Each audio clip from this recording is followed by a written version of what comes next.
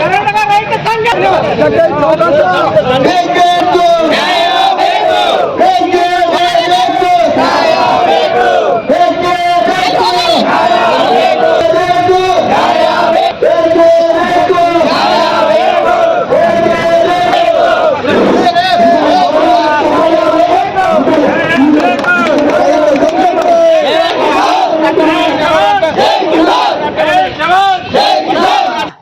ಇವತ್ತು ನಿರಂತರ 10-12 ದಿವಸ ಆಯ್ತು ರಾಜ್ಯದೊಳಗೆ ಉಗ್ರವಾದ ಹೋರಾಟ ನಡೆಸಿದ್ವಿ. ಜಿಲ್ಲೆ ಒಳಗೆ ಬೆಳಗಾವಿ ಜಿಲ್ಲೆ ಒಳಗೆ ಅದರೊಳಗೆ 4ನೇ ದಿವಸ ಬಂದ ಕರೆದ ಸರ್ಕಾರಕ್ಕೆ ಒಂದು ಬಿಸಿ ಮುಟ್ಟಿಸಿದಾಗ ಇವತ್ತು ಒಂದು ಸಿದ್ದರಾಮಯ್ಯನ ಸರ್ಕಾರ ಸಭೆ ಕರೆದೈತಿ. ಸಭೆ ಒಳಗೆ ಮೊದಲು ಫ್ಯಾಕ್ಟ್ರಿ ಅವ್ರನ್ನ ಕರೆದಾರು, ಆಮೇಲೆ ನಮ್ಮ ರೈತನ ಕರೆದಾರು.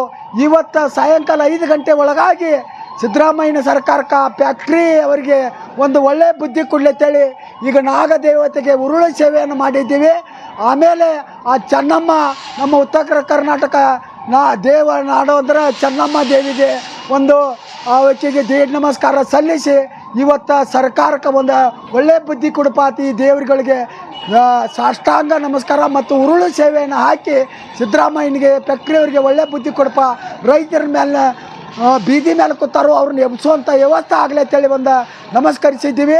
ಆ ದೇವರ ಮೇಲೆ ಬಿಟ್ಟ ವಿಷಯ ಸಿದ್ದರಾಮಯ್ಯನ ಸರ್ಕಾರ ಒಂದು ಸಾಯಂಕಾಲ 5 ಗಂಟೆ ಒಳಗಾಗಿ ಒಳ್ಳೆಯ ಸುದ್ದಿ ಕೊಡ್ತಾರಂತೇಳಿ ಒಂದು ನಿರೀಕ್ಷೆಯಲ್ಲಿ ಇದ್ದೀವಿ. ಒಳ್ಳೆಯ ಸುದ್ದಿ ಕೊಟ್ಟರೆ ಒಳ್ಳೇದು, ಇಲ್ಲ ಅಂದ್ರೆ ಚಳಿಗಾಲ ಅಧಿವೇಶನ ನಡೆಸೋದು ಬಿರಿ ಆಕತ್ತೆ ಅಂತೇಳಿ ಈ ಸಂದರ್ಭದಲ್ಲಿ ಕಬ್ಬು ಬೆಳೆಗಾರರು ಮತ್ತು ರೈತರು ಪ್ರತಿ ಟನ್ ಕಬ್ಬಿಗೆ 3,500 ರೂಪಾಯಿ ಕೊಡಬೇಕು ಅಂಥೇಳಿ ಕಳೆದ 8 ದಿನಗಳಿಂದ ಹೋರಾಟ ನಡೀತಾ ಇದೆ. ಅಥಣಿ ಪಟ್ಟಣದಲ್ಲಿಯೂ ಕೂಡ ಕಳೆದ 4 ದಿನಗಳಿಂದ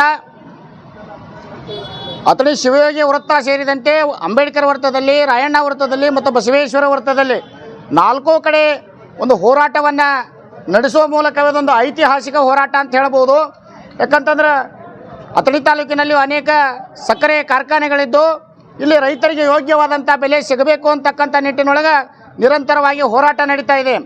ಆದರೆ ರಾಜ್ಯ ಸರ್ಕಾರ ಬಹಳ ದಿನಗಳ ನಂತರ ಎಚ್ಚೆತ್ತುಕೊಂಡು ನಿನ್ನೆ ದಿವಸ ಮುಖ್ಯಮಂತ್ರಿಗಳು ಸಭೆಯನ್ನು ಮಾಡಿದ್ದಾರೆ. ಆ ನಿಟ್ಟಿನೊಳಗೆ ಇವತ್ತು ಸಭೆ ನಿರ್ಣಯದಂತೆ ಇವತ್ತು ಕಾರ್ಖಾನೆ ಮಾಲೀಕರ ಒಂದು ಸಭೆ ಕರೆದಿದ್ದಾರೆ.